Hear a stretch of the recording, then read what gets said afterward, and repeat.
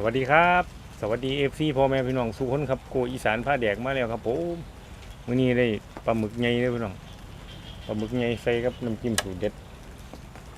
ซีฟู้ดสูตรเด็ดบรรยากาศฝนตกลิ้นกับฟังเสียงเจ็ดจะน้าห้องไปพร้อมหลายหม่องหลายบ่อนก็โอ้คือว่าแล้วเนาะพี่น้องเนาะเป็นอุทกภัยทางธรรมชาติทั้งเบิ่งข่าวทั้งพี่น้องทั้งภาคเหนือโอ้เห็นแล้วก็คนชิงลูกพี่น้องครับป้าโก้กับเป็กสิว่าจังไงเนาะกับเป็นกำลังใจให้พี่น้องสู้ทุกคนนะครับเด้อครับมันต้องผ่านไปละเอาจังไงครับสู้ต่อไปพี่น้องครับเป็นกำลังใจพี่น้องสู้ทุกคนนั่นแหละใส่กระผักหลายอย่างพี่น้องครับก็ฝากเจ้าหน้าพี่น้องกดซับสไครต์กดไลค์กดแชร์กดกระดิ่งกดติดตามครับเพื่อเป็นกำลังใจให้โกอีสานผ้าแดกขอบคุณพี่น้องหลายๆครับที่จะติดตามและชมโกอีสานผ้าแดกบ่ว่าสิเป็นในประเทศหรือว่าต่างประเทศครับที่คอยเตือนกำลังใจตลอดมาขอบคุณหลายๆพี่น้อง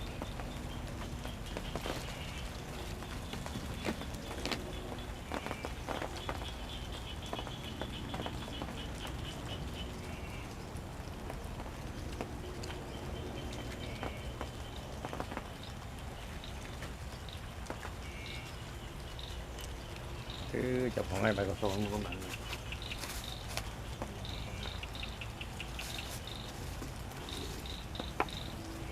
มาแซ่บๆกันครับ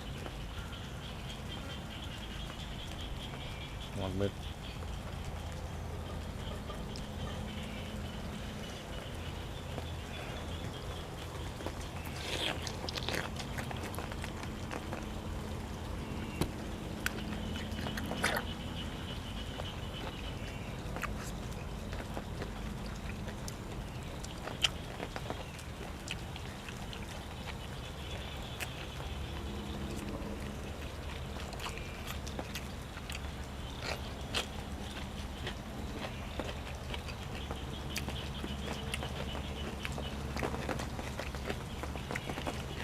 น้ำจิ้มพริกขี้หนูพี่น้อง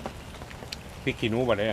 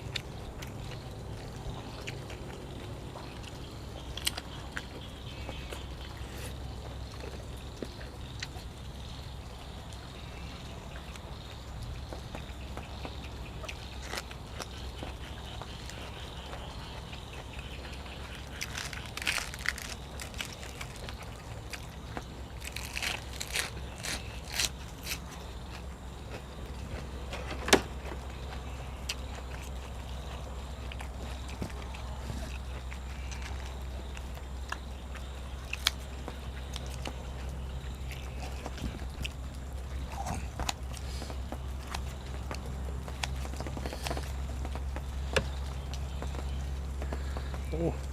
เผ็ดขนาดเลย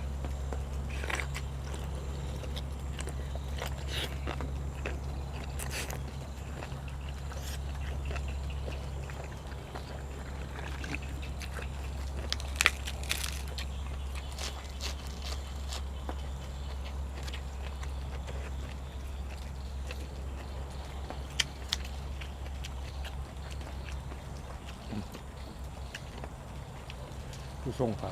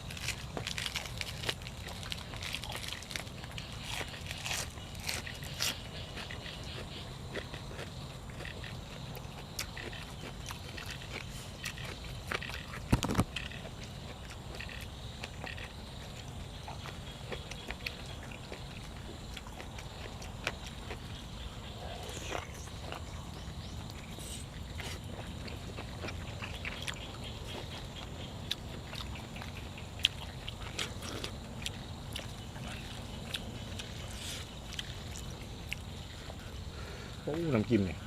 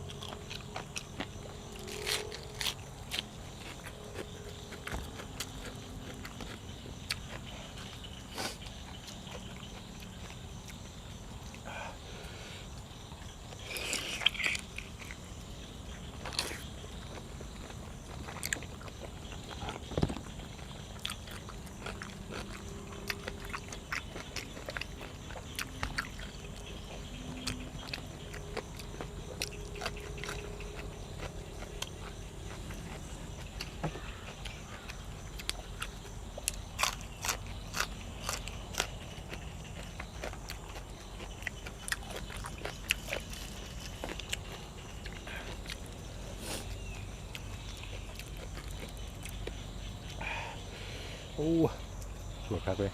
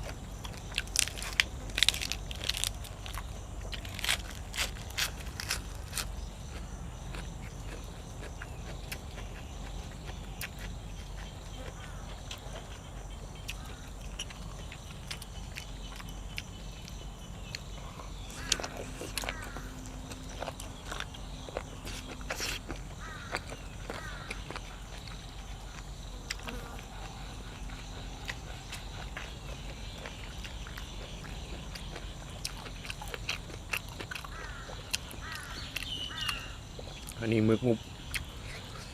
อันนี้มึกไง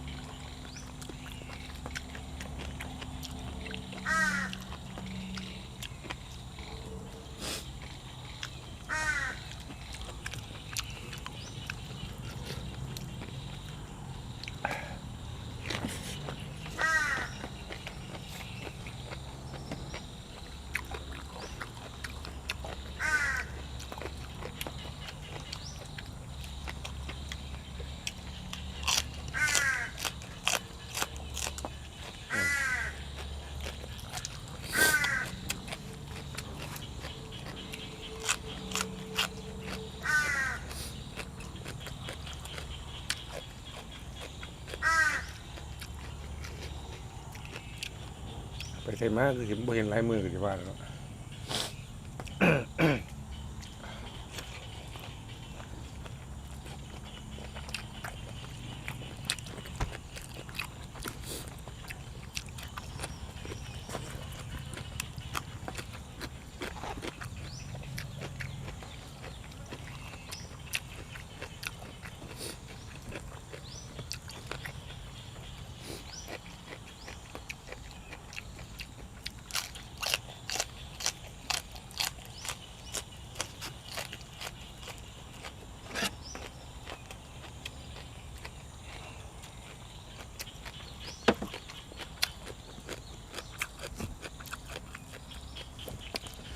นี่ปีกมึกก็พี่น้องบ่แม่นปีกไส้ปีกกว่านี่ปีกนี่ปีกไส้บ่ได้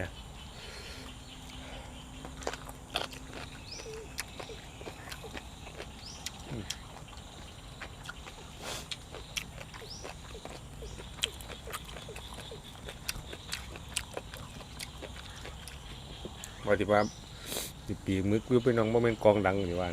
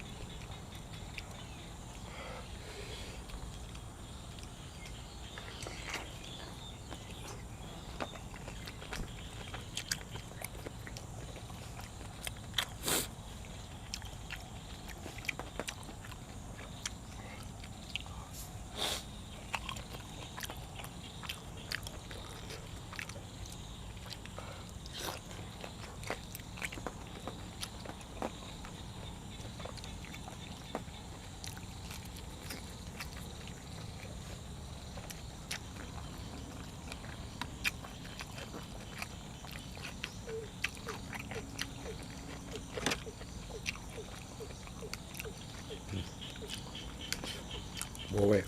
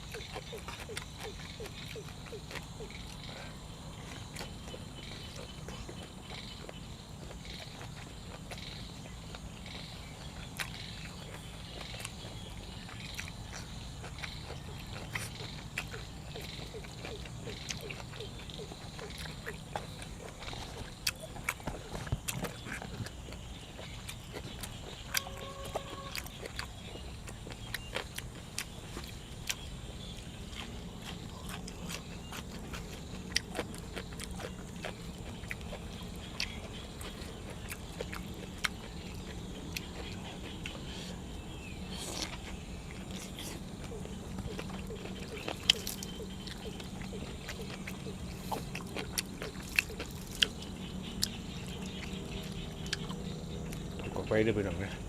โอ้ผมพริกนี่ยังไงก็เบ็ดผัด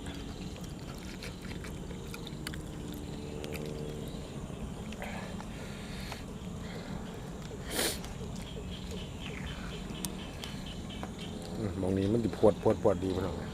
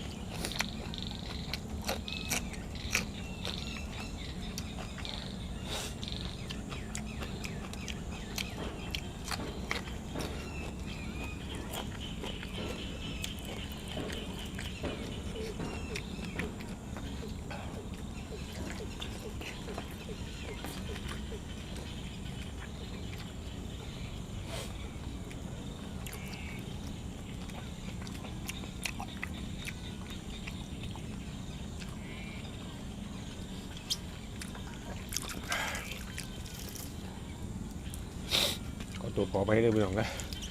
โอ้บักพริกขี้หนูเนี่ยของแท้เลยก็บักพริกแดงรวมกัน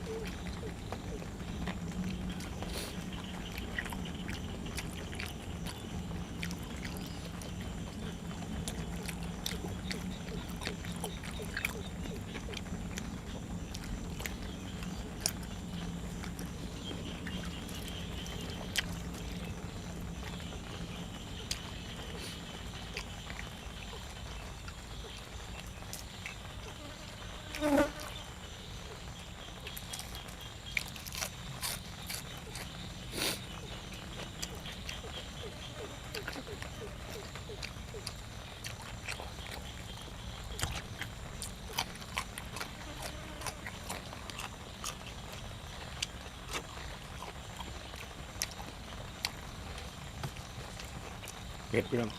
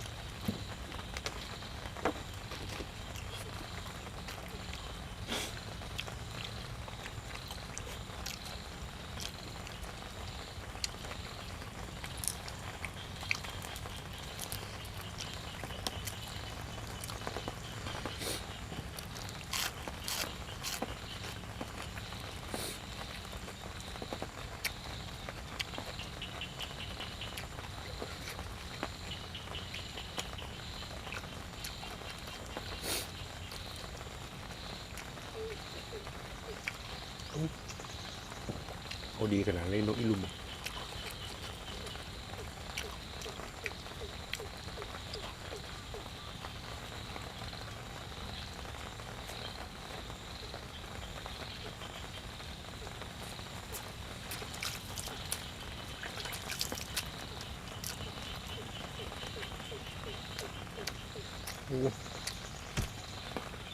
จวดพักวิจาร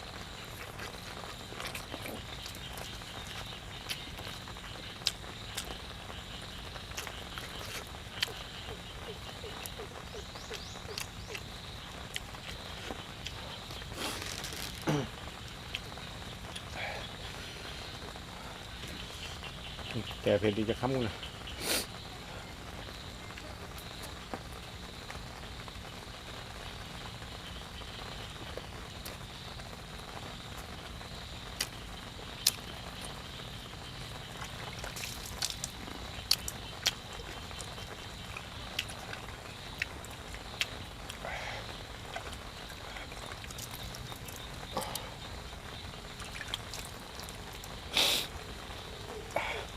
วกนี้บริวารดอกพี่น้องเลยแต่ว่าน้ำตามันไหลโอ้ช่วงนี้ก็เป็นช่วงหน้าฝนเนาะบางหม่องบางบ้องก็ตกเบิ้ลมือเบิ้ลขึ้นอันนี้กำลังเริ่มกำลังตกบางหม่องบางบ้องก็โอ้น้ำท่วมที่ตนเพิ่นพูดอยู่ดอกผู้เพิ่นนั่นกำลังลำบากอยู่ตอนนี้น้ำท่วมเนาะบ่มีบ่ได้หยังให้เกิดดอกเนาะพี่น้องเนาะแต่ว่ามันนั่นหลีกเลี่ยงบ่ได้เอาจังใดก็เป็นกำลังใจให้พี่น้องทุกผู้ทุกคนนะครับเด้อครับสู้ๆครับบ่าวโก้เป็นกำลังใจให้พี่น้องทุกผู้ทุกคนแหละทุกจังหวัดทุกอำเภอน่ะทุกภาคนั่นแหละทุกหม่องทุกบ่อนน่ะหม่องใดพี่น้องที่กำลังลำบากอยู่ตอนนี้ก็เอาสู้ๆพี่น้องเจ็บบัดเนี่ยกินน้ำก่อน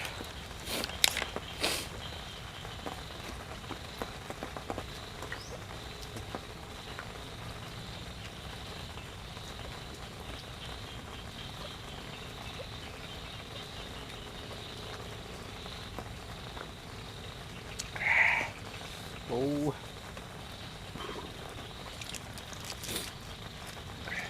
ปลาหมึกใหญ่พี่น้องบ่ได้จัดโดนหรอว่าแล้วก็ได้ปลาหมึกใหญ่เด้อบ่เลี้ยงปลาหมึกใหญ่